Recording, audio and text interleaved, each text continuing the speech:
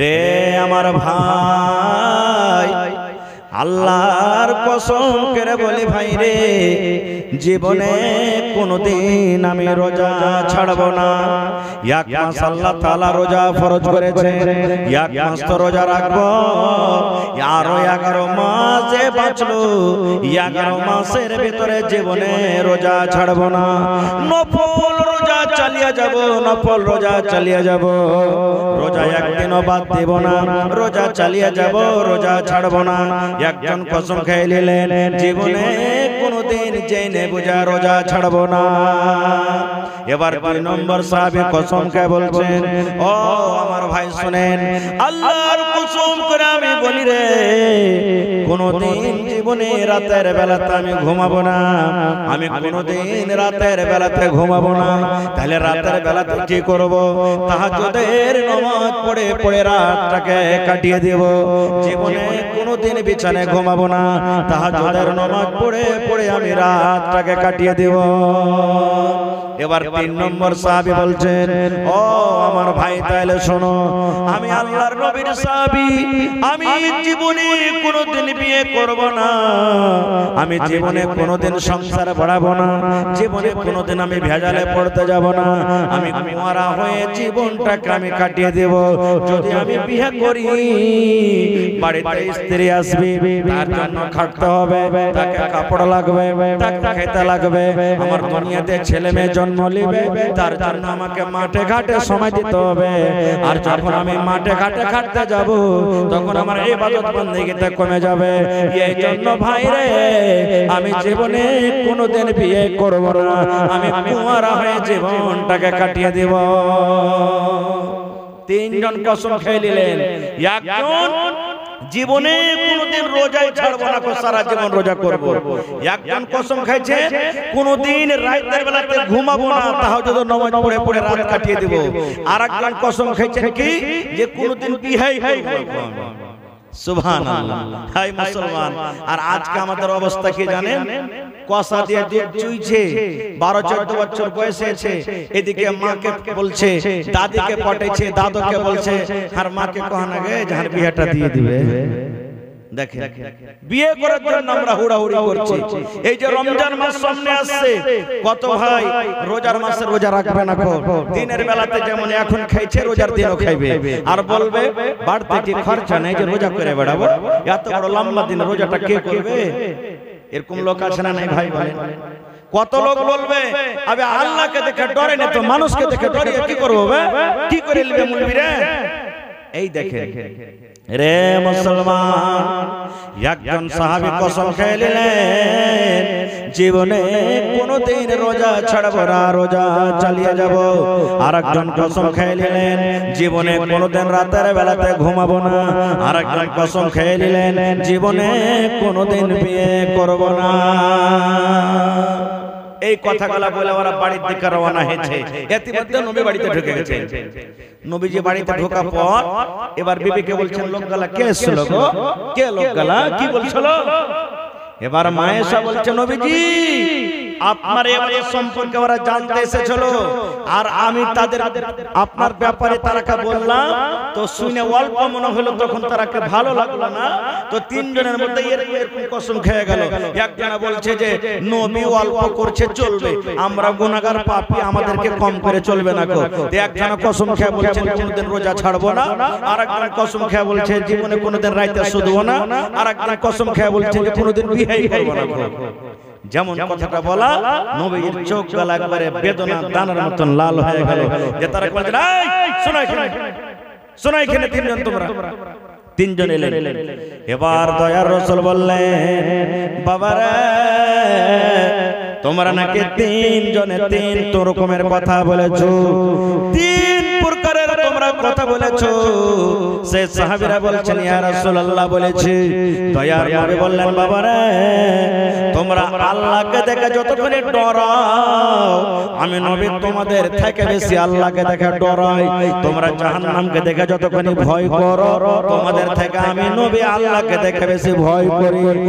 আমার সাহাবীরা শুনে নাও, আমি নবী তোমরা বলেছো বিয়ে করব না, বিয়ে করব না, কুঁয়ারা হয়ে মরে যাব। আমার সাহাবীরা শুনে নাও, আমি নবী রে আমার বাড়িতে দেখো 11টা স্ত্রী আমার বাড়িতে আছে, 11 জন মেয়েকে বিয়ে করেছি। ও আমার সাহাবী শুনে নাও, তোমরা বলো জীবনে কোনদিন রাতের বেলাতে ঘুমাবো না। আমি নবী কখন রাতের বেলাতে ঘুমাই আর কখন আল্লাহ রাব্বুল আলামিনের ইবাদত করি। আমি কিছুক্ষণ রাতের বেলাতে ঘুমাই, আমি বিবির কাছে সময় দিই, আমার বিবির কাছে আমি আরাম করি, আর মাঝে মাঝে আমি ফাঁকে আমি মসজিদে গিয়ে আল্লাহর ইবাদত করি। ও আমার সাহাবী শুনে নাও, তুমি বলো জীবনে কোনদিন আমি রোজা ছাড়বো না, রোজা চালিয়ে যাব।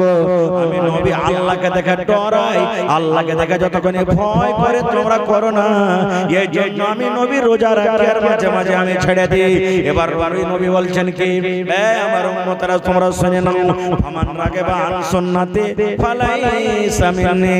আমি নবী আমার তরিকা মতো যদি তোমরা আমল না করো, আমি নবী আমি যেভাবে তোমরাকে চলতে বলবো সেইভাবে যদি তোমরা না চলো, আমার সুন্নাতটাকে তোমরা যদি না মানো, ফালাইসা মিন্নি, তোমরা আমার উম্মত হতে পারো না রে, আমার উম্মত হতে পারো না।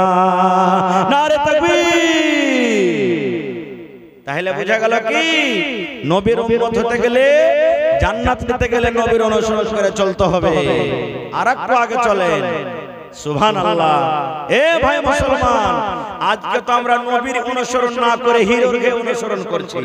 এই দেখবেন আমার ভাইরা যারা নওজওয়ান যুবক ভাই আগা থেকে পিছে দিকে চুল ছাড়তো আগে 2 4 5 10 বছর আগে হিপি কাটিং বলতে থাকে নাকি, হানা বলে।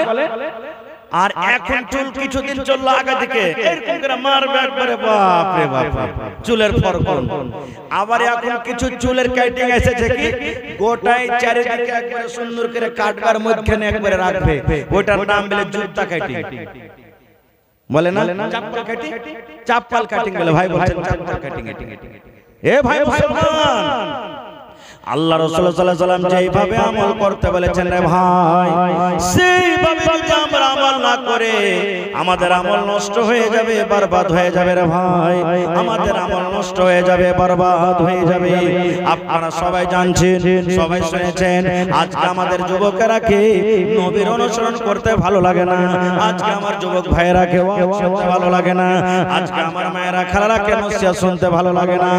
আল্লাহর নবী যখন দুনিয়াতে চলে গেলেন, প্রথম ইসলামের রাজা, ইসলামের খলিফা হলেন হযরত আবু বকর রাদিয়াল্লাহু তাআলা আনহু। যখন উনিও চলে গেলেন দুনিয়া থেকে, দ্বিতীয় রাজা, দ্বিতীয় খলিফা হলেন উমর রাদিয়াল্লাহু তাআলা আনহু।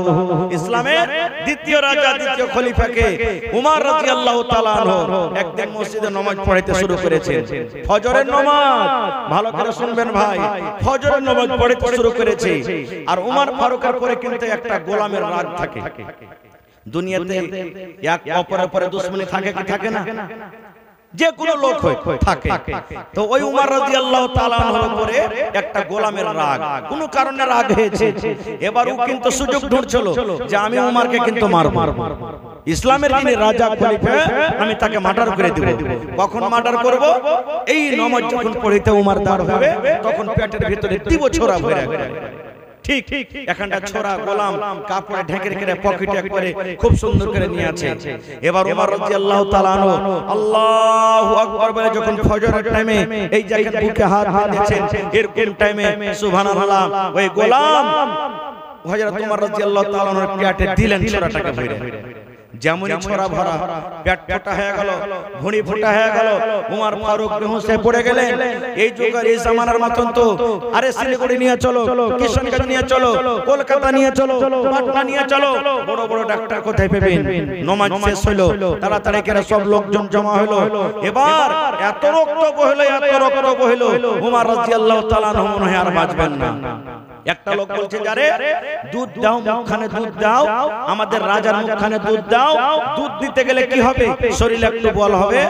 কিন্তু রে সুবহানাল্লাহ, মুখ দিয়ে যেমন দুধ গালা দেয়, যে জায়গাতে জখম লেগেছে, যে জায়গাতে জখম হয়েছে দুধ দুধ হয়ে বের হয়ে যায়, পেটে কিন্তু দুধ রহে না। হযরত ওমর রাদিয়াল্লাহু তাআলা আনহুর কথা শুনে চারিদিকে খবরটা শুরু হয়ে গেল, চারিদিকে খবরটা রটে গেল। ইসলামের রাজা উমরকে মার্ডার করে দেওয়া হয়েছে, মুসলমানের রাজাকে মার্ডার করে দেওয়া হয়েছে, মুসলমানের রাজাকে কাতাল করে দেওয়া হয়েছে। দেখার জন্য সমস্ত লোক দৌড়াতে দৌড়াতে দৌড়াতে দৌড়াতে দৌড়াতে দৌড়াতে ওমর রাদিয়াল্লাহু তাআলা আনহুর বাড়িতে এসেছে। দেখছেন দেখছেন যাচ্ছেন দেখছেন যাচ্ছেন, এর মধ্যে একটা নওজওয়ান হযরত ওমরকে দেখা পর ও বাড়ির দিকে রওনা হয়েছে, হাঁটছেন বাড়ির দিকে। আর কোন হিসাবে ওমর রাদিয়াল্লাহু তাআলা আনহুর ওই যুবকের উপরে চোখ পড়ে গেছে, দিয়ে তাকে কি বলছেন জানেন? রে যুবক, তুমি আমার কাছে এসো রে বাবা, তোমাকে একটা আমি কথা বলবো। এবার যুবক যখন পাঞ্জরে এসেছেন, ওরে আল্লাহ, প্যার দিয়ে রক্ত বইছে, আর মনে হয় দুনিয়াতে হযরত ওমর রাদিয়াল্লাহু তাআলা আনহু বাঁচবেন না। এই সময় মুসলমান ওমর রাদিয়াল্লাহু তাআলা আনহু যুবককে বলছেন, রে আল্লাহর বান্দা, তুমি ওমরকে দেখতে এসেছো রে, তুমি মুসলমানের রাজাকে দেখতে এসেছো। আমার মতো যদি ওমর মরে যায়, আমার মতো ওমর যদি দুনিয়া থেকে চলে যায়, ইসলামের কোনো ক্ষতি হবে না রে, ইসলামের কোনো নোকসান হবে না। কিন্তু আল্লাহর বান্দা, যদি তুমি নবীর একটা কথা না মানো, নবীর যদি একটা কথা না মানো, নবী যদি একটা সুন্নাতের তুমি খেলাফ করে দাও, যদি তুমি নবীর একটা কথা না মেনে চলো রে, ইসলামের অনেক ক্ষতি হয়ে যাবে রে যুবক, অনেক ক্ষতি হয়ে যাবে। এই জন্য যুবক রে, তুমি আমাকে দেখতে এসেছো, আমার মতো ওমর যদি মরে যায়, ইসলামের কোনো ক্ষতি হবে না, কিন্তু নবীর একটা কথা না মানা হয়, অনেক ক্ষতি হয়ে যাবে।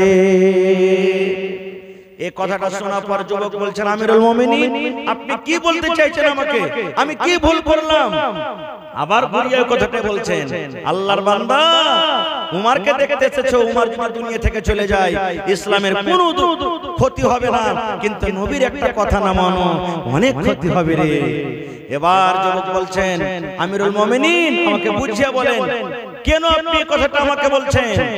রে আমার যুবক ভাইরা শুনেন, হযরত ওমর রাদিয়াল্লাহু তাআলা আনহু এবার ওই যুবককে বলছেন, আরে আল্লাহর বান্দা, তুমি উমরকে দেখতে এসেছো, তোমার লুঙ্গিটার দিকে দেখো রে, ইরফা ইজারাক কিংবা ইরফা সাওবাক। যুবক রে, নবীর হাদিস আছে, এই টাকনা থেকে নিচে যদি লুঙ্গি পায়জামা নিচে চলে যায়, ওই জায়গাটা কিয়ামতের দিন আল্লাহর জাহান্নামে পড়বে। যে টাকনা থেকে নিচে লুঙ্গি পায়জামা চলে যাবে, ওই জায়গাটা আল্লাহর কিয়ামতের দিন জাহান্নামের আগুনে জ্বলবে। এই জন্য যুবক রে, তুমি লুঙ্গিটাকে উঁচা করে পরো, তুমি এই টাকনা থেকে লুঙ্গি পায়জামাটাকে উঠিয়ে নাও। যদি তুমি টাকনা থেকে উঁচা করে লুঙ্গি পরো রে যুবক, নবীর কথা মানা হবে, ইসলামের কথা মানা হবে, নবীর তরিকা মতন জীবনটা কাটা হবে রে, একটা নবীর হাদিসের প্রতি আমল হবে, আল্লাহ এবং আল্লাহ রাসূল রাজি হয়ে যাবেন। আর তুমি আমাকে দেখতে এসেছো, আর যদি নবীর কথা না মানো যুবক রে, আমার মতো উমরকে দেখে তোমার কোনো লাভ হবে না। নারে তাকবীর! হয়নি, হবে না, হতে পারে না, আমার নবীর সাথে কারো তুলনা। হয়নি, হবে না, হতে পারে না, আমার নবীর সাথে কারো তুলনা। হায়রে তুলনা তো দূরের কথা, ছায়াও মিলে না। হয়নি, হবে না, হতে পারে না, আমার নবীর সাথে কারো তুলনা। হয়নি, হবে না, হতে পারে না, আমার নবীর সাথে কারো তুলনা। সকল নবী রাসূল ছিলেন খোদার দেওয়ানা, দো নয়নে দেখব খোদা ছিল তামান্না। আরে মোর নবীকে ডেকে নিলেন, আরে মোর নবীকে ডেকে নিলেন, দেখবে রব্বানা। হয়নি, হবে না, হতে পারে না, আমার নবীর সাথে কারো তুলনা।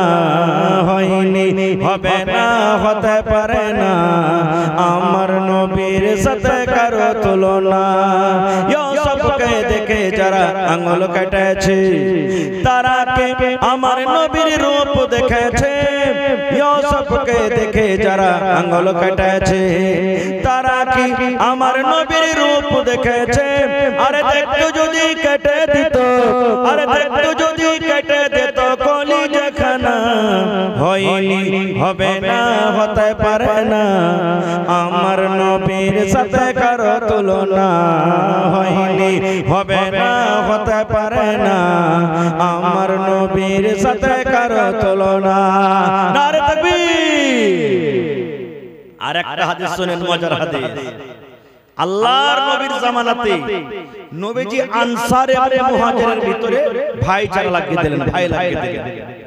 কারণ যারা মক্কা থেকে হিজরত করে মদিনা চলে গেছেন, বাড়ি ঘর, কত লোক নিজের বিবি, কত লোক নিজের ছেলে মেয়ে, জমিন জায়গা সব ত্যাগ করে চলে গেছেন। সবাই জানেন নাকি?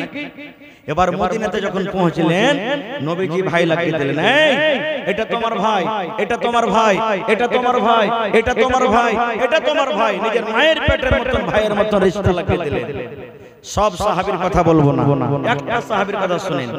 সালমান রাদিয়াল্লাহু তাআলা আনহু আর আবু দারদা রাদিয়াল্লাহু তাআলা আনহু দুজনের মধ্যে ভাই লাগিয়ে দিলেন নবীজি। এ সালমান, এ আবু দারদা, তোমরা হলে দুটো ভাই। সহিহাত ভাই ভালো করে শুনবেন। এবার থাকতে থাকতে থাকতে কিছুদিন পর সালমান রাদিয়াল্লাহু তাআলা আনহু ভাই আবু দারদার বাড়ি বেড়াইতে গেছেন। আমরা বেড়াইতে যাই না? আমার ভাই পূর্ণিয়াতে আছে রে, আমার ভাই ঠাকুরগঞ্জে আছে, আমার অমুক জায়গাতে আছে। এরকম ধরনের যদি আমাদের রিশতা থাকে, আত্মীয় থাকে, আমরা বেড়াতে যাই কি যাই না ভাই? তো সালমান রাদিয়াল্লাহু তাআলা আনহু ভাইয়ের বাড়ি বেড়াতে গেছেন। কার বাড়ি? আবু দারদা ভাইয়ের বাড়ি। এবার যখন বাড়িতে গেলেন, সালাম চাইলেন, পারমিশন নিলেন, ইজাজত দেওয়া হলো, বাড়িতে ঢুকলেন। তো বাড়িতে ওর ভাবি আছে, আবু দারদার স্ত্রীর বাড়িতে আছে, ভাই নাই বাড়িতে। এবারে সালমান বলছেন, আমি আমার ভাবিকে জিজ্ঞাসা করলাম যে ভাবি ভাই কই? বলছে ভাই রে, তোমার ভাই মাঠে কাম কাজ করতে গেছে, তুমি বসে এক্ষুনি মনে হয় বাড়িতে ঢুকছেন নাকি? এবারে সালমান বলছেন ওর ভাবিকে, হ্যাঁ ভাবি, ব্যাপার কি কিছু বুঝতে পারি না। বলছে কি রে ভাই? বলছে যে ভাই বাড়িতে আছে, আর তুমি দেখো কত পুরাতন কাপড় পিন্ধে আছো, কাপড়টা ভালো নাই, মাথার চুলগুলা উস্কো খুস্কো হয়ে আছে, সিধা করে নাও, মুখে পাউডার লাগিয়ে নাও, মুখটাকে তোমার চিকন করে রাখনি, এই তোমার দেখো শরীরে মাথাতে চুলে তোমার চিরুনি করা নাই, তুমি একটা স্বামীর সামনে যেরকম একটা মহিলাকে থাকা দরকার এই মতো তুমি চিকন চাকন হয়ে নাও, ব্যাপারটা কি বুঝতে পারি না। যখন কথাটা বলা, এবারে আবু দারদার স্ত্রী বললেন, কার জন্য আমি সাজবো রে ভাই? কে আমার সাজন দেখবে? কার জন্য আমি সাজবো? কার জন্য আমি নতুন কাপড় পরবো? কে আমার সাজ দেখবে? কার জন্য আমি ভাইরে চিরুনি করব? কার জন্য আমি চোখে সুরমা লাগিয়ে রাখবো? কার জন্য আমি কাজল লাগিয়ে রাখবো? কার জন্য আমি সেন্টওয়ালা তেল লাগিয়ে রাখবো? কার জন্য আমি আতর লাগিয়ে রাখবো? কে আমাকে দেখবে? আমি কাকে এগুলা দেখাবো রে ভাই? কে বলছেন? আবু দারদার স্ত্রী সালমানকে বলছেন, কাকে দেখাবো রে ভাই? কে দেখবে আমার এগুলা চোখে সুরমা লাগা, মাথাতে চিরুনি করা, নতুন কাপড়, পাউডার মাখা, কে দেখবে? কইছে কেমন কথা বলছিস কে ভাবি? ভাই দেখবে? বলছেন না রে ভাই না, তোর ভাইয়ের তো আমার দিকে দেখার ফুরসত নাই রে ভাই, তোর ভাই আমার দিকে দেখে না। বলছে কেমন কথা রে, কেমন কথা কে ভাবি? বলছে ভাই রে, তোর ভাই আবু দারদা যে আছে জীবনে কোনোদিন রোজা ছাড়ে না, রোজা চালিয়ে যায়, রোজা চালিয়ে যায়, না ফল রোজা চালায়। আর ভাই তুমি তো জানো, মানুষ যখন রোজা করে থাকে, রোজার হালাতে মানুষ বিবির সাথে মিলতে পাবে না, রোজার হালাতে মানুষ বিবির সাথে মিলন করতে পাবে না, রোজার হালাতে বিবির কাছ থেকে আলাদা হয়ে থাকতে হবে। তাইলে ভাই তুমি বলো, তোমার ভাই তো দিনের বেলাতে রোজা করে থাকে, আমার কোনো খেয়াল রাখে না, আমার দিকে দেখবো করে না, আমার মঞ্জরে আসে না, আমি কাকে দেখাবো? বলছে ভাবিকে রাতের বেলাতে তুমি সাজা থাকবে ভাইয়ের জন্য। বলছে ভাই রে রাতের বেলাতে তোমার ভাই তাহাজ্জুদের নামাজ পড়ে পড়ে রাতটাকে কাটিয়ে দেয়, আমার বিছানায় রাতের বেলাতে আসে না। তাইলে ভাই রে দিনের বেলাতে রোজা রাখে আর রাতের বেলাতে তাহাজ্জুদের নামাজ পড়ে পড়ে রাত কাটিয়ে দেয়, তোমার ভাই আমার বিছানায় আসে না। কার জন্য সাজবো? দিনের বেলাতে রোজা আর রাতের বেলাতে তাহাজ্জুদ, বিছানায় আসে না, আমার পাঞ্জরে আসে না। তখন সালমান রাদিয়াল্লাহু তাআলা বলছেন আচ্ছা এই ব্যাপার, এই হাদিস থেকে আমরা কি বুঝতে পারলাম ভাই? স্ত্রীকে কার জন্য সাজতে হবে একটু বলেন তো আপনারা মুখ খুলে, জোরে বলে। স্বামীর জন্য নাকি? কিন্তু আপনাদের এলাকাতে আছে কিনা জানি না, বেশিরভাগ এলাকাতে, আমাদের এলাকাতে দেখতে পাচ্ছি পুরুষের জন্য মহিলারা কম সাজবে নাকি। এই যে দেখেন জালসা শুনতে এসছে, ফের মা খালরা রাগ দেখো, জালসা শুনতে এসছে সুবহানাল্লাহ নতুন কাপড় পিনতে এসছে, কুটুম বাড়ি যাবে বাড়িতে, হাজি আব্দুল্লাহর মা কাল যাবো আর বাড়ি বাড়িতে, ভাইয়ের বাড়ি যাবো, মায়ের বাড়ি যাবো, বিয়ের বাড়ি যাবো বেড়াইতে, এখানটা নতুন কাপড় গালা দিবে নাকি না?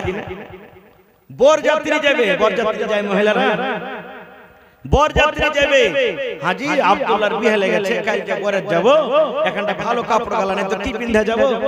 1000 টাকা দামের শাড়ি কিনে দিবে, ও বিহাইকে দেখাতে যাবে, কিন্তু নিজের পুরুষ যে টাকা দিয়ে কিনলে ওকে কিন্তু দেখাবে না, ওর সামনে ওই কালো ঝালো মাখা ছিনা কাপড়টা পিন্ধে থাকবে। এ আমার মায়েরা খালারা, না, স্বামীর জন্য আপনি হিরোইন হয়ে থাকেন, ঠোঁটে ঠোঁট পালিশ লাগান, আপনি পাউডার লাগান, মুখে কাজল লাগান, সুরমা লাগান, সিটা করে থাকেন, সেন্ট মেরে থাকেন, দামি দামি তেল মেখে থাকেন, স্বামীর জন্য যত সাজতে পারবেন কোনো মানে নেই সেজে থাকেন। কিন্তু ভাইয়েরা কো বলবো, কত ভাই কাঞ্জসি করবে, ওকে সাবুনও কিনে দিবে না, পাউডারও কিনে দিবে না, তেলও কিনে দিবে না, সেন্টও কিনে দিবে না, ভালো মতন আর ইচ্ছা মতন কিছু কিনে দিবে না, বকিলি করবে, তো কেমন করে স্ত্রীটা সাজবে রে ভাই? এজন্য ভাইয়েরা কো বলবো যে নিজের স্ত্রীরাকে ভালো ভালো ভালো ভালো কিনে দিবেন, যাতে আপনি অপর বেটি ছেলে দেখে যেমন আপনার মনটা আগা পিছা করছে, আরে আমার স্ত্রীটা যদি বাড়িতে আমার এরকম থাকতো তো কত ভালো হতো, আপনি আপনার স্ত্রীকে দিবেন ভালো ভালো কিনে, আপনার জন্য রেডি হয়ে থাকবে। খের যাও, তো যখন বললেন যে ভাই কার জন্য সাজবো, তোমার ভাই আবু দারদা দিনের বেলাতে রোজা করে আর রাতের বেলাতে তাহাজ্জুদ নামাজ পড়ে, যখন কথাটা বললেন তখন বললেন ঠিক আছে। ইতিমধ্যে আবু দারদা বাড়ি চলে এসেছেন, আসার পর তখন বলছেন আসসালামু আলাইকুম। ওয়া আলাইকুম আসসালাম। আরে বলছে ভাই এসেছে, সালমান ভাই এসেছে, গলায় গলা মিলিয়ে তখন বলছেন স্ত্রীকে ভাইকে খাইতে দাও, সালমান ভাইকে খাইতে দাও। বলছে খাইতে দিয়েছি, কিন্তু তোমার ভাই বলছে যে ভাই আবু দারদা বাড়িতে আসবে তাহলে খাবো না, তো খাবো না। বলছে খাইতে দাও, খাইতে দিয়েছে, দেওয়ার পর তখন আবু দারদা বলছেন ভাই তুমি খানা খাও ভাই। বলছে তুমি আইছো, বলছে তুমি আইছো, বলছে না ভাই আমি খাবো না। বলছে কেন? বলছে আমি রোজা করে আছি। বলছে কেমন রোজা? বাকি রোজা হতো না। বলছে কেমন রোজা? বলছে নফল রোজা। এবার যখন কথাটা বলা, সালমান রাদিয়াল্লাহু তাআলা বললেন ও ভাই আবু দারদা, তোমার বাড়িতে কুটুম হয়েছে যে রে ভাই রে, তুমি যদি আমার সাথে খানা না খাও আমি সালমান তোমার বাড়িতে খানা খাবো না। তুমি আমার সাথে খানা খাও তাহলে আমি খাবো, আর যদি তুমি আমার সাথে খানা না খাও আমি সালমান তোমার বাড়িতে খানা দূরের কথা এক টক পানি আমি পান করব না। যদি আমাকে খেতে চাও ভাইরা তোমাকে আমার সাথে খানা খেতে হবে। বলছে হারে ভাই আমি রোজা করে চলে, ছেড়ে দাও রোজা। রোজা ছেড়ে দিলেন, রোজা নফল রোজা ছেড়ে দিলেন। এবার দুই ভাই খানা খাওয়া হলো, দিন কেটে গেল। এবার সন্ধ্যা হলো, মাগরিবের নামাজ হয়ে গেল, এশারের নামাজ হয়ে গেল। এবার এশারের নামাজ পর আবু দারদা সালমানকে বলছেন সালমান ভাই রে, এই রুমটার ভিতরে তুমি আরাম করো, আর আমি মসজিদের ভিতরে চললাম তাহাজ্জুদের নামাজ পড়তে। বলছে যেতে পাবে না এখনো, আমি কি তাহাজ্জুদের নামাজ পড়বো না? আমিও নামাজ পড়বো। এখানে তাহাজ্জুদের নামাজের টাইম হয়নি।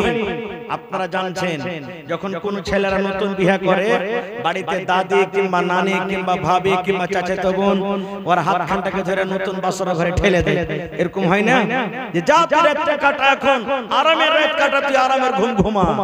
এই মতো সালমান রাদিয়াল্লাহু তাআলা আনহু ভাই আবু দারদার হাতখানটাকে ধরে যে ঘরে ওর ভাবি আছে দিলে ঠেলার ভিতর থেকে ঠেলে দিলে আর দিয়া বলছে যাও তুমি আরাম করো, যখন নামাজের টাইম হবে আমি তোমাকে জাগিয়ে দেব। এবার বন্দরে আমার হযরত আবু দারদা রাদিয়াল্লাহু তাআলা আনহু বললেন, এই করে করে রাত 9টা হয়ে গেল, 10টা হয়ে গেল, 12টা হয়ে গেল, মিয়া বিবির আমাদের মিলন হলো, মিয়া বিবির আমাদের সহবাস হলো। ঠিক রাত 1টা 2টা যখন হয়ে গেল, এবার সালমান আমাকে বাইরে থেকে দরজাতে ধাক্কা দিয়ে বলছে, ভাই আবু দারদা এখন তুমি উঠে যাও রে ভাই, এখন নামাজের টাইম হয়ে গেছে, এখন ভাই তুমি বিছানা ছেড়ে দাও, এখন নামাজের টাইম হয়ে গেছে রে ভাই, তুমি এখন উঠে যাও। এবার আবু দারদা বললেন, আমি ফরজ গোসল করলাম, ফরজ গোসল করার পর আমরা ভাই তাহাজ্জুদের নামাজ পড়লাম। এবার আমাকে বললেন, ও ভাই আবু দারদা তুমি শুনে নাও ভাই রে, শুনে নাও, ও আমার দরদি ভাই তুমি শুনে নাও রে ভাই, তোমাকে আল্লাহ রাব্বুল আলামিন চোখ দান করেছে, এই চোখকে তোমাকে আরাম দিতে হবে রে ভাই, তোমাকে চোখকে আরাম দিতে হবে। আল্লাহ তোমাকে যে বডি দান করেছেন, এই বডিকে আল্লাহ আরাম করার জন্য দিয়েছেন, আরামও করতে হবে। আল্লাহ যে রাতটা দিয়েছেন, রাতের বেলাতে তোমাকে আরাম করতে হবে। আল্লাহ তোমাকে সুন্দর গোলাপ ফুলের মতন স্ত্রীটা দিয়েছে, স্ত্রীর তোমাকে হক আদায় করতে হবে, স্ত্রীর পাঞ্জরে তোমাকে ঘুমাইতে হবে, স্ত্রীর পাঞ্জরে তোমাকে ভালো মন্দ গল্প করতে হবে। তোমার বাড়িতে যদি মেহমান চলে আসে, মেহমানের সাথে তোমাকে খানা খাইতে হবে, মেহমানের সাথে ভালো মন্দ গল্প করতে হবে। তুমি আল্লাহর হক আদায় করবে, মেহমানের তুমি হক আদায় করবে না, তুমি বিবির হক আদায় করবে না, তুমি চোখকে আরাম দেবে না। সমস্ত হককে বাদ দিয়ে তুমি যদি এক আল্লাহর হক আদায় করো, এরপর ইবাদতে আল্লাহ রাজি হবে না, এরপর ইবাদতে আল্লাহ রাজি হবে না, এরকম ইবাদতে আল্লাহ রাজি হবে না। যাও, তোমাকে চোখকে আরাম দিতে হবে, মেহমানের হক আদায় করতে হবে, বিবির হক আদায় করতে হবে, সমস্ত কিছুর হক আদায় করতে হবে, তাহলে তোমার আমল আল্লাহর কাছে কবুল হবে। না হলে সমস্ত লোকের হক বাদ দিয়ে তুমি এক আল্লাহর হক আদায় করবে, এরকম ইবাদতে আল্লাহ রাজি হবে না। আবু দারদা বলছেন, ফজরের নামাজের পর আমি নবীর কাছে চলে গেলাম, আর আমার সাথে যা ঘটনা ঘটেছে নবীকে সব কথা আমি বলে দিলাম। এবার নবী তখন বলছেন, আবু দারদা সাদাকা সালমান, সালমান ঠিকই বলেছে তোমাকে, ঠিকই তোমাকে বলেছে। তো ভাই আমার এই হাদিস থেকে বুঝতে পারলাম কি, ইবাদত বান্দেগি করতে গেলে আল্লাহ তাবারাক ওয়া তাআলার রাসূলের অনুসরণ করতে হবে। আমরা কার হক মারব আর কার হক মেরে আল্লাহর ইবাদত করব, এর ইবাদত আল্লাহ কবুল করবেন না। আরেকটু আগে চলেন, আপনাদের এলাকাতে, আপনাদের এই এলাকাতে মহিলারা ঈদ বকরীদের নামাজ কোথায় পড়েন ভাই? ঈদগাহে না মসজিদে? জোরে বলেন। মসজিদের ভিতরে নাকি? এই মসজিদে পড়ার কিন্তু পরব নেই, মহিলাদের ব্যবস্থা করতে হবে আপনাদেরকে, মহিলাদের ব্যবস্থা করতে হবে। এবং মা খালাদেরকে বলবো, এ আমার মায়েরা খালারা, আপনাদের জন্য একটা খুব মজার হাদিস শুনে যাচ্ছে গে মা। আল্লাহর নবীর জামানাতে এক মহিলা সুবহানাল্লাহ নিজের স্বামীর উপরে কেস করতে চলে গেছেন। আজকে ভাই ভাই লড়াই হয়, ভাই ভাই ঝগড়া হয়, মানুষ কেস করতে যায় থানাতে, কোর্টে। নবীর দরবারে এক মহিলা নিজের পুরুষের উপরে কেস করতে চলে গেছে। কেমন কেস? আমাকে ভাত কাপড় দেয় না, জি না। আমাকে ভালো মন্দ খেতে দেয় না, জি না। আমাকে বাড়ি বাড়ি খরচ করে, জি না। কিসের কেস? এই আমার মায়েরা খালারা ভাইরা শুনেন, সেই মহিলা বলছেন, আমার স্বামীর নাম হলো সাফওয়ান বিন মুআত্তাল, আমি স্বামীর ব্যাপারে নবীর দরবারে কেস করতে গেলাম। কেস করতে যদি যাচ্ছি, দেখছে নবীর পাঞ্জরে আমার স্বামী বসে আছে। আপনারা যেমন বসে আছেন, নবীর জামানাতে মজলিস লেখা আছে। সেই মহিলা বলছেন, আমি চলে গেলাম ভালোভাবে পর্দাশীলা হয়ে নবীর দরবারে। এবার দেখছি আমার স্বামীও কিন্তু নবীর পাঞ্জরে বসে আছেন। এবার মনে মনে বলছেন, আল্লাহ, যার ব্যাপারে কেস করব সে কেস নিয়ে এসেছি, সে আমার স্বামী তো নবীর পাঞ্জরে বসে আছে, আল্লাহ কি করব এখন? বলছেন, না, যা হবে পরে হবে, কিন্তু আমি নবীর দরবারে এসেছি, শেকাত করে যাব। কি শেকাত? সে মহিলা বলছেন, আসসালামু আলাইকুম ওয়া রাহমাতুল্লাহ। আল্লাহ রাসূল বলছেন ওয়া আলাইকুম আসসালাম ওয়া রাহমাতুল্লাহ। কি ব্যাপার? এই আমার মায়েরা খালারা ভাইরা শুনেন। এবারে সেই মহিলা বললেন ইয়া রাসূলুল্লাহ, আল্লাহর নবী গো, আমার স্বামী সাফওয়ান বিন মুআত্তাল গো নবী যে আপনার পাঞ্জরে বসে আছে নবী গো, তার ব্যাপারে তিনখানা আমি শিকায়ত নিয়ে এসেছি। এই যে আমার স্বামী সাফওয়ান বিন মুআত্তাল আপনার পাঞ্জরে বসে আছেন, তার ব্যাপারে তিনখানা আমি কেস করতে এসেছি গো নবীজি। এক নম্বর কেস হলো, আমি যখন নামাজ পড়ি, আমি নামাজ যখন পড়ি, হয়তো আমি তাশাহুদে থাকি, কিংবা হয়তো আমি রুকুতে থাকি, কিংবা নামাজ আমি দাঁড়িয়ে থাকি, নবী গো আমার স্বামী আমাকে নামাজের হালাতে মারে, আমাকে কিলের বাড়ি মারে, আমাকে ফাটের বাড়ি মারে, নামাজের হালাতে আমাকে মারে, আর বলে বিবি রে নামাজ ছেড়ে দে, তোকে নামাজ পড়তে হবে না।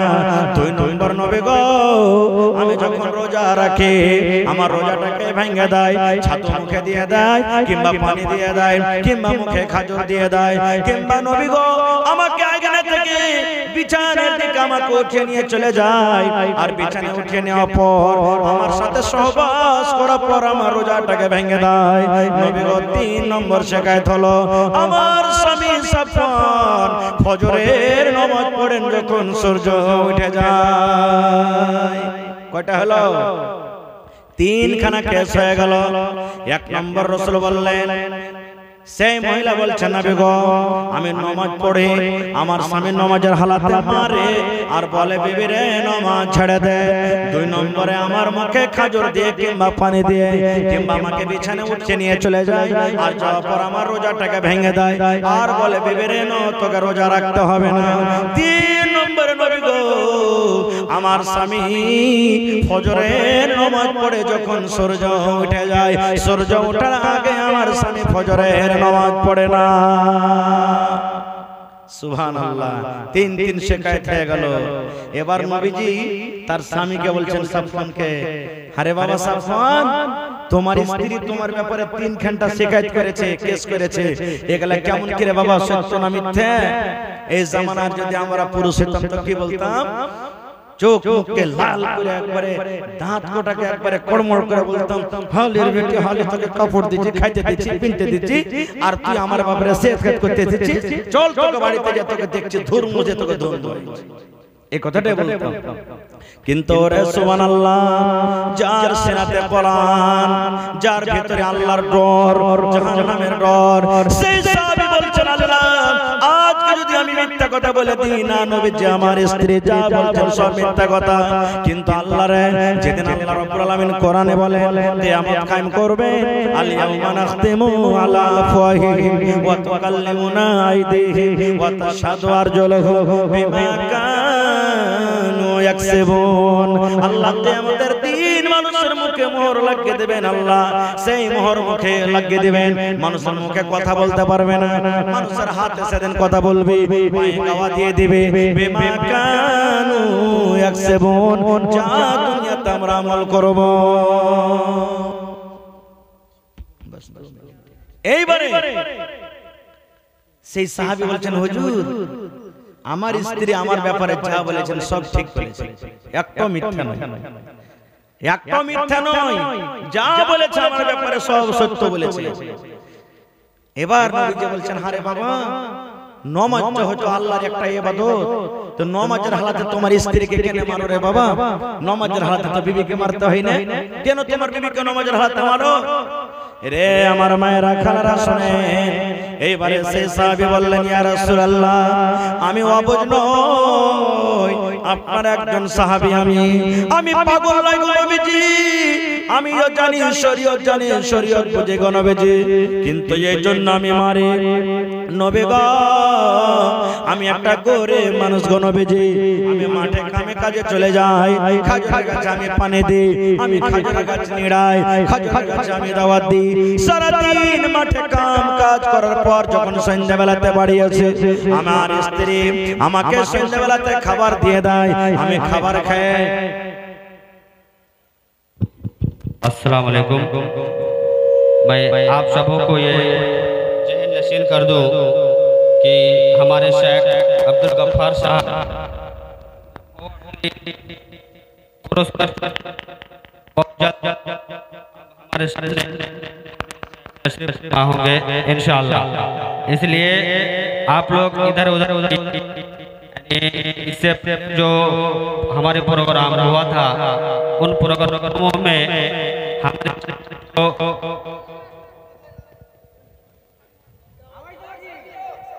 आवाज देखिए।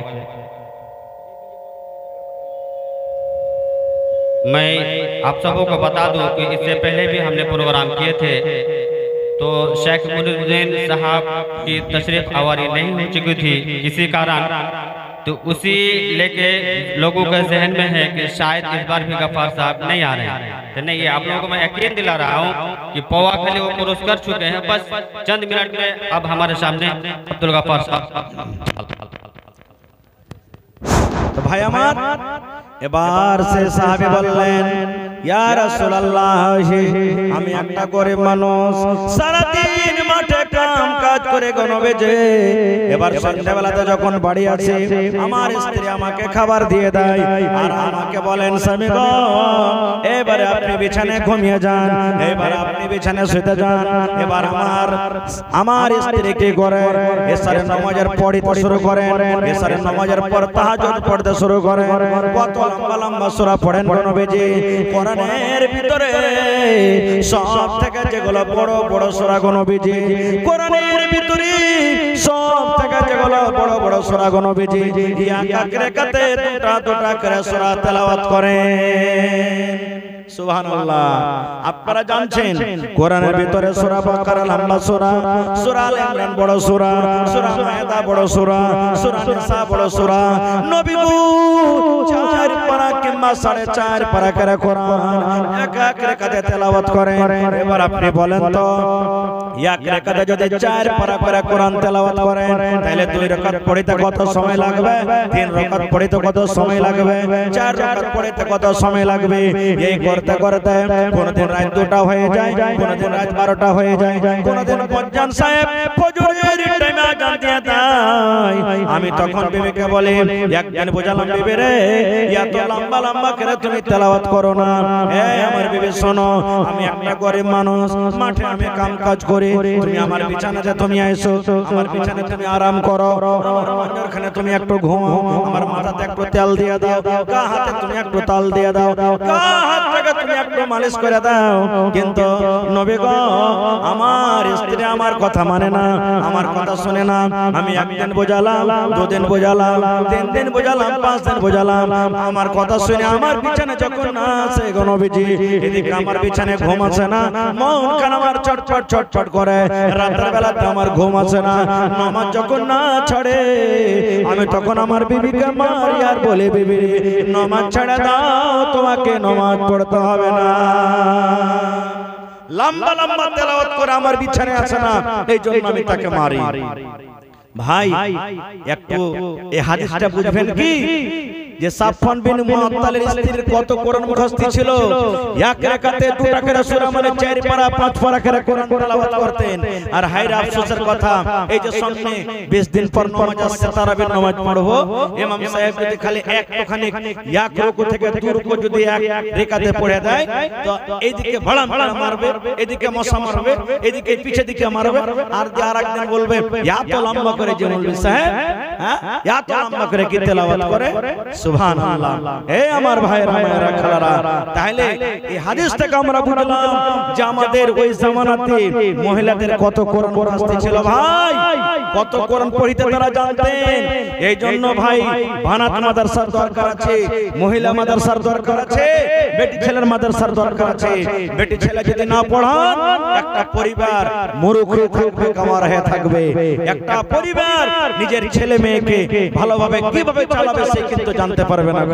না হলে यार आगो আমি জালসাতে বলেছি কোন জায়গাতে, আজকে আমি বলছি, আজকে এই যে আমার বর্তমান যুগের মায়েরা খালারা বোনেরা পড়ালেখা হওয়ার কারণে মেলায় দিনের কথা বুঝছে, শিখছে, বলছে।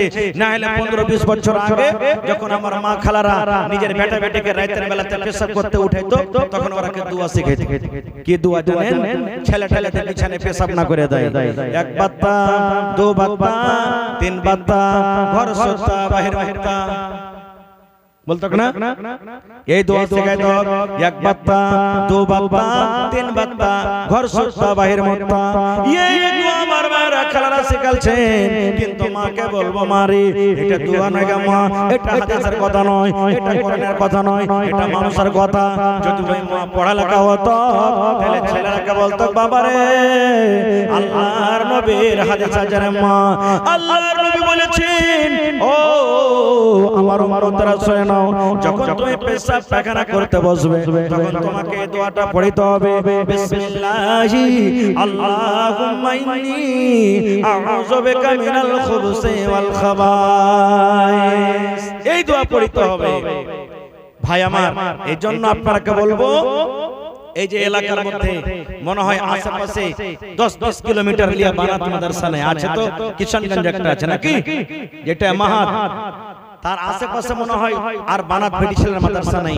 এই মাদ্রাসাতে ভাই আপনাকে বলবো বেটি রেখে দিন বেটাকে পড়াইবেন একটা লোককে পড়াইলেন একটা বেটিকে পড়াইবেন একটা পরিবারকে আপনি পড়াইলেন ভাই মুসলমান এটা মনে করিয়েন না বেটি রেখে পড়িয়ে কি লাভ আছে রে ইয়ারা বিয়া শাদী হে পরের বাড়িতে যে ঘোঁটা তুলবে পরের বাড়িতে যে ছাই তুলবে পরের বাড়িতে যে গোবর তুলবে পরের বাড়িতে ঝাড়ি দিবে বেটি রেখে পড়িয়ে কি লাভ আছে না না রে ভাই না নবী বলেছেন ইজা মাতাল ইনসান মানুষ যখন মরে যায় সমস্ত আমল তার বন্ধ হয়ে যায় ইল্লা মিন সালাসাতিন তিনখানা এমন আমল আছে মরার পর আপনার কবরে নিয়ে যাইবে মরে যাবেন কবরে চলে যাবেন ঠিক কিন্তু বন্ধ হবে না তার মধ্যে একটা হলো ওয়ালাদুন সালিহুন ইয়াদউ লাহু আপনার দুনিয়াতে বেটা আছে দুনিয়াতে আপনার বেটি আছে নেক সন্তান দুনিয়াতে আছে আপনি যখন মরে কবরে চলে যাবেন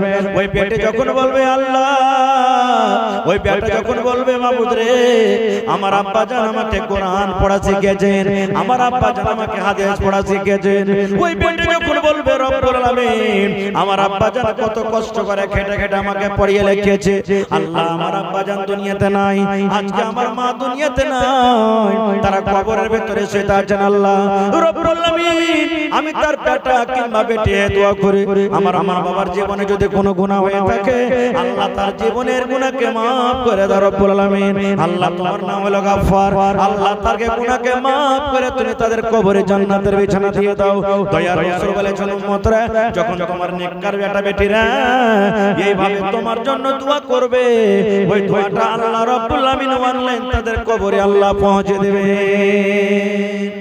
ভাই আমার তাহলে সেই মাদ্রাসার সরকার হলেন আপনারা এই মাদ্রাসাতে সরকারি সহযোগিতা কিছু আসে না মাদ্রাসার মালিক মাদ্রাসার সরকার হলেন আপনারা তো মাওলানা আব্দুল গফফার সাহেব চলে আসেন বাস 10 থেকে 15 মিনিটে ভাই আপনারা যত যে পেরেছেন দান করেছেন আমি একটা লোককে আবদার করছি আমি বানাতের ভিতরে গেছিলাম ঘুরে দেখলাম আজ মন মোর চঞ্চল রে ভাই ঝরে দুটি আঁখি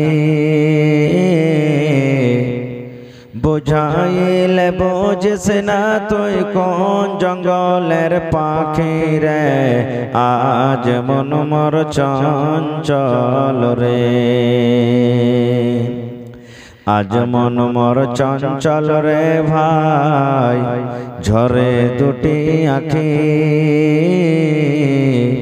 বুঝাইলে বুঝিস না তুই কোন জঙ্গলের পাখি রে আজ মন মোর চঞ্চল রে বৈরের পাতা গরম পানি তে মন্তকে গোসল করাবে গরম পানি বৈরের পাতায় মন্তকে গোসল করাবে গোসল করাইয়া মন্তকে কাফন পরাবে রে আজ মন মোর চঞ্চল রে কাফন পরাইয়া মন্তর জানাজা পড়িবে কাফন পরাইয়া মন্তর জানাজা পড়িবে, জানাজা পড়িয়া মন্তকে দফন করিবে রে, আজ মন মোর চঞ্চল রে। মা কান্দিবে বেটার বেটা, বোন কান্দিবে ভাই, মা কান্দিবে বেটার বেটা, বোন কান্দিবে ভাই। ঘরের বেবে সেও তো কাঁদবে আর তো পাই নাই রে, আজ মন মোর চঞ্চল রে, আজ মন মোর চঞ্চল রে ভাই। ঝরে দুটি আঁখি বোঝাইলে বোঝিস না তুই কোন জঙ্গলের পাখি রে, আজ মন মোর চঞ্চল রে। কাঁচা বাঁশের খাট বাঁধিবে শুকনো পাতের ডোর, এমন করে বাঁধবে রে মন চলবে না তোর জোর রে, আজ মন মোর চঞ্চল রে। নারে তাকবীর। আজকে জলসার আমার যোগ্যতমায় শ্রদ্ধেয় সভাপতি সাহেব, সামনে বসে থাকা ইসলাম দরদি দিন দরদি ভাই ও বাবাজিরা, পর্দানশীল মায়েরা এবং খালারা, সমস্ত তারিফ ও গুণগান সেই মহান আল্লাহ তাবারক ওয়া তাআলার জন্য, যে মহান আল্লাহ তাবারক ওয়া তাআলা আজকে আমাদেরকে এই বানাত মাদ্রাসার জালসার প্যান্ডেলের তলাতে একত্রিত হয়ে বসে কিছু বলার ও শোনার তৌফিক দিয়েছেন, তাই আমরা সে আল্লাহর প্রশংসা করি। সকলেই পড়েন আলহামদুলিল্লাহ, একটু জোর করে পড়েন আলহামদুলিল্লাহ। তারপর আমাদের শেষ নবী হযরত মুহাম্মদুর রাসূলুল্লাহ সাল্লাল্লাহু আলাইহি ওয়াসাল্লামের পর অগণন দরুদ শরীফ শান্তি ধারা বর্ষিত হোক, আমিন। আল্লাহুম্মা সাল্লি আলাইহি আল্লাহুম্মা বারিক আলাইহি। বন্ধুগণ, আপনারা যত লোক এখানে বসে আছেন, জালসাতে এসেছেন, ছোট বড় নর নারী, আশা একটাই, উদ্দেশ্য একটাই আছে আমাদের, যে আল্লাহ তুমি আমাদেরকে জান্নাত দিও, নাকি? একটু কথা বলেন আমার সাথে। আশা আছে না নেই? জান্নাত নেওয়ার মনে আকাঙ্ক্ষা আছে না নেই আপনাদের? হ্যাঁ না বলেন? জি আলহামদুলিল্লাহ।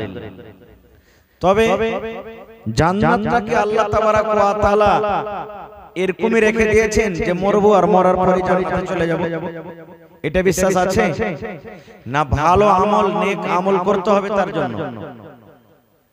নেক আমল যদি আমরা দুনিয়া থেকে করে যাই, তাহলে আল্লাহ তাবারক ওয়া তাআলা আমাদেরকে জান্নাত দান করবেন। যে আমলটাতে আল্লাহ এবং আল্লাহ রাসূল খুশি হবেন, সেই আমলটাতে আল্লাহ তাবারক ওয়া তাআলা আমাদেরকে জান্নাত দেবেন, নাকি? ভাই মুসলমান, আজকে আপনারা জান্নাত নেওয়ার জন্য এসেছেন, তবে জান্নাত যেতে গেলে একটা লোকের অনুসরণ করতে হবে, একটা মানুষের ইত্তেবা করতে হবে, একটা নবীর ইত্তেবা করতে হবে। আমি আপনি যদি শরীয়তে কিছু এমন কাজ আছে যেগুলা নবী আমাদেরকে দেননি, আর সেই কাজগুলো যদি আমরা নেকি মনে করে করি, তা আমাদের আমল বাতিল হয়ে যাবে, নষ্ট হয়ে যাবে। এই ইসলাম ধর্মে কিছু কাজ আমরা মুসলমান এমনও করি যেটা না শরীয়তে পাওয়া যায়, না আল্লাহ রাসূল বলে গেছেন, না আল্লাহ তাবারক ওয়া তাআলা তার উপর আদেশ দিয়েছেন, কিন্তু আমরা নেকি মনে করে যাই। আচ্ছা আপনারা বলেন তো, গোলা বুঝেন তো আপনারা? যে ধান রাখেন গোলা, কুঠি বুঝেন আপনারা? হ্যাঁ না বলেন? যে বাজারি বলেন আপনারা? বলেন জি, নাজিম সাহেব বলছেন বাজারি। আমরা গোলা বলি, কুঠি, কুঠিতে ধান রেখেছেন, আর যদি তল থেকে এন্দুর লেগে যায়, আর ওই এন্দুরটাকে যদি হাঁকার ব্যবস্থা না করেন, তো থাকবে একটা ধান গহম। জোরে বলেন, থাকবে যে ভাই? আপনার মুখে লাগে খানি টেনে ভরা আছে, বুঝাচ্ছে, থাকবে না।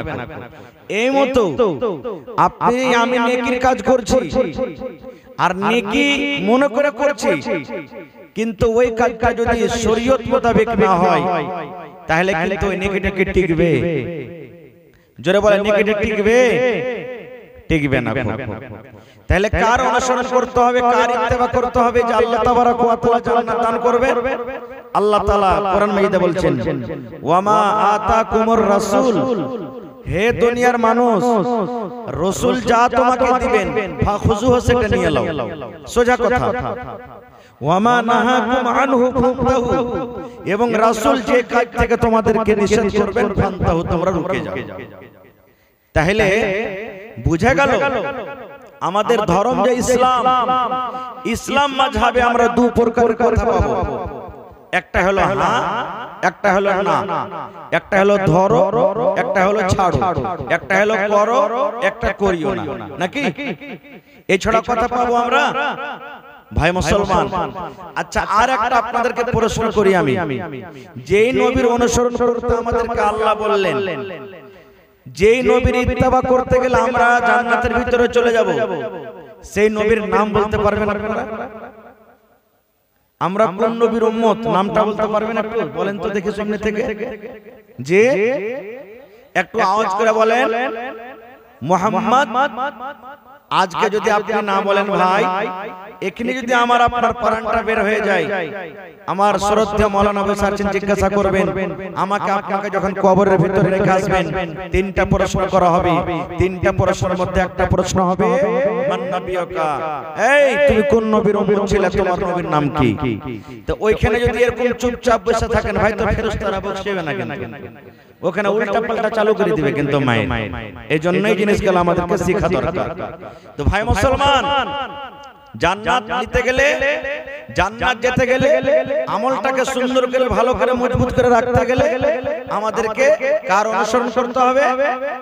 জোরে বলে নবী, জোরে নবী মুহাম্মদ সাল্লাল্লাহু আলাইহি ওয়াসাল্লামের ইত্তেবা করতে হবে, অনুসরণ করতে হবে।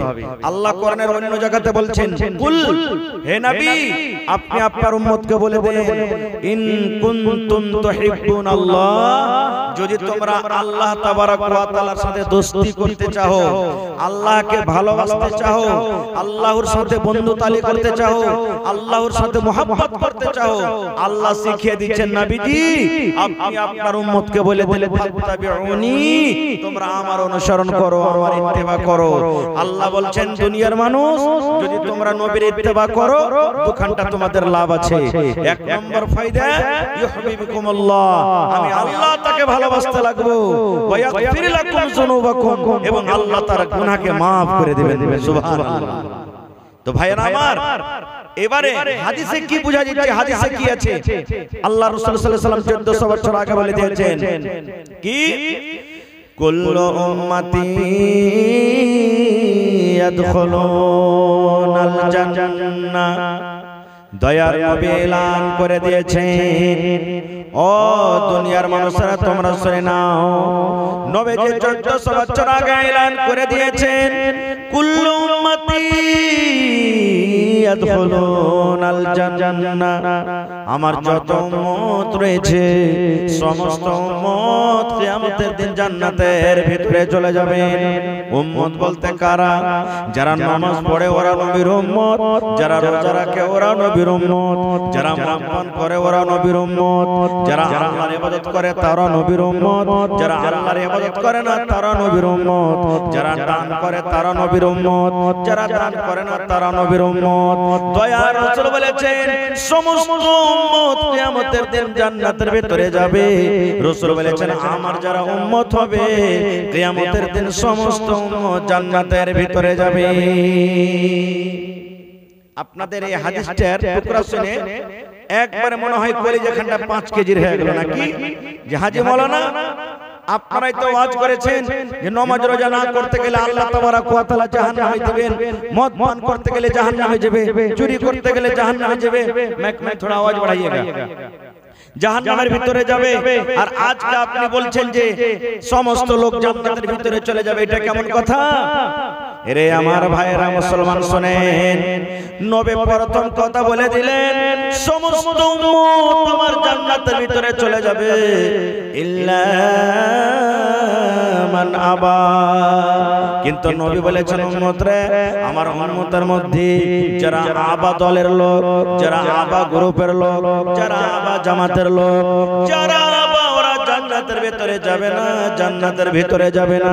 নবী বলেছেন সমস্ত লোক জান্নাতের ভিতরে চলে যাবে, কিন্তু যারা আবা ওরা জান্নাতের ভিতরে যাবে না। আবা যারা ওরা জান্নাতে যাবে না, যারা আবা ওরা জান্নাতের ভিতরে যাবে না। আবা ওরা জান্নাতে যাবে না, সব লোক জান্নাতে যাবে কিন্তু আবা যাবে না। আপনাদের মনে মনে এটা প্রশ্ন যাচ্ছে, হাজী মাওলানা আবা কাকে বলে, আবা কোন লোকেরাকে বলে নাকি? সাহাবায়ে কেরাম যখন এই কথাটা শুনলেন, নবীকে প্রশ্ন করে দিলেন, ইয়া রাসূলুল্লাহ, আল্লাহর নবী গো, আপনি বললেন আবা ওরা জান্নাতে যাবে না, তাহলে নবী গো একটু দয়া করে বলেন আবা কাকে বলে, কোন লোকেরাকে আবা বলা হয়, আবা কোন মানুষরাকে বলা হয়? যে লোকেরা জান্নাতের ভিতরে যাবে না ওরাকে আবা বলা হয়েছে। কেমন করে জানবো এই লোকগুলো আবা, এরা জান্নাতের ভিতরে যাবে না? দয়ার নবী এলান করে দিলেন, মান আতানি দাখালাল জান্নাহ ওয়া মান আসানি ফাকাদ আবা। দয়ার নবী বলে দিলেন, যে আমার অনুসরণ করবে, আমার ইত্তেবা করবে, যে আমার কথা মতো জীবনটাকে কাটবে, তারা হলো আমার উম্মত, ওরা জান্নাতের ভিতরে যাবে। আর যে মুসলমানেরা যে আমার উম্মতের মধ্যে নিজের মন মতন জীবনটাকে কাটবে, নিজের মন মতন জমিনের উপরে চলবে, নিজের মন মতন উঠা বসা করবে, নিজের মন মতন ইবাদত বান্দাগি করবে, ওরা জান্নাতের ভিতরে যাবে না রে, এরাই হলো আবা। নবী বললেন উম্মতরি, যারা নিজের মন মতন নিজের জীবনটাকে কাটবে, যারা নিজের মন মতন চলাফেরা করবে, যারা নিজের মন মতন খাবে পড়বে, ওরা হলো আবা, ওরা জান্নাতের ভিতরে যাবে না, জান্নাতের ভিতরে যাবে না। তাহলে হাদিস থেকে আমরা বুঝতে পারলাম কি, যে জান্নাত যেতে গেলে নবীর অনুসরণ করতে হবে। আর যারা নবীর ইত্তেবা করবে না, নবীর কথা মতো জীবনটাকে কাটবে না, এরা হলো আবা ইনকার করনে ওয়ালা, এরা জান্নাতের ভিতরে কিয়ামতের দিন যাবে না। আরেকটু আগে চলেন, আজকে আমরা আমল করছি, কিন্তু আমল করতে গিয়ে আমরা দেখি না যে এই কাজটা শরীয়তে জায়েজ আছে কি না জায়েজ আছে। যেমন তিনজন সাহাবী, হাদিস বুখারী শরীফের, তিনজন সাহাবী আল্লাহর নবীর দরবারে এলেন নবীর ইবাদত সম্পর্কে জিজ্ঞাসা করব বলে, নবীর ইবাদত সম্পর্কে জানবো বলে তিনজন সাহাবী নবীর কাছে এলেন। ওই টাইমে কিন্তু নবী বাড়িতে নাই। কোথায় গেছেন? কামে কাজে বা তাবলীগে দাওয়াতের কাজে গেছেন। এবার তিনজন সাহাবী বাড়িতে ঢুকলেন, আসসালামু আলাইকুম ওয়া রাহমাতুল্লাহ। উত্তর এলো ওয়া আলাইকুম আসসালাম ওয়া রাহমাতুল্লাহ, কি খবর? তো মা আয়েশা রাদিয়াল্লাহু তাআলা আনহা, আল্লাহ নবীর একজন স্ত্রী, উনি বাড়িতে আছেন। তো তিনজন সাহাবী বলছেন নবী বাড়িতে নেই। তো মা আয়েশা বলছেন না, নবী বাড়িতে নেই। কোথায় গেছেন? দাওয়াতের কামে তাবলীগের কামে গেছেন, কি খবর বলো? তো তিনজন সাহাবী বলছেন যে উম্মাহাতুল মুমিনিন, আমরা নবীর ইবাদত সম্পর্কে একটু জানতে এসেছিলাম, আমরা যে নবী কোন টাইমে কখন ইবাদত করছেন, নবী যে কোন টাইমে কখন ঘুমাচ্ছেন, নবী যে কোন টাইমে কখন ইবাদত করছেন, ইবাদত সম্পর্কে আমরা জানতে এসেছি। এবার তাদের কথা শুনে মা আয়েশা রাদিয়াল্লাহু তাআলা আনহা বললেন যে নবীজি এই টাইমে ঘুমাইছেন, নবীজি এতদিন রোজা রাখছেন, নবীজি এই টাইমে তেলাওয়াত করছেন, নবীজি এই টাইমে নামাজ পড়ছেন, নবীজি এই টাইমে খানা খাচ্ছেন, যা যা নবী করতেন সব বলে দিলেন। এবার তিনজন সাহাবীকে শুনে কম মনে হয়েছে, আল্লাহর নবী ও যদি একটু কম করে তাও চলবে, আমরা হলাম পাপী গুনাহগার মানুষ, আমরাকে বেশি বেশি করতে হবে, না করতে গেলে আল্লাহর যেতে জান্নাত যেতে পারবো না। তো বেশি কি করতে হবে? তারা তিনজন কথা বলতে শুরু করলেন, কতটুকু বেশি আমল করলে আল্লাহ জান্নাত দিবে। তারা তিনজন এক অপরকে বলাবলি করছে, আর মা আয়েশা আল্লাহর নবীর স্ত্রী কিন্তু শুনছেন। তিনজনের মধ্যে একজন কি বলছেন জানেন?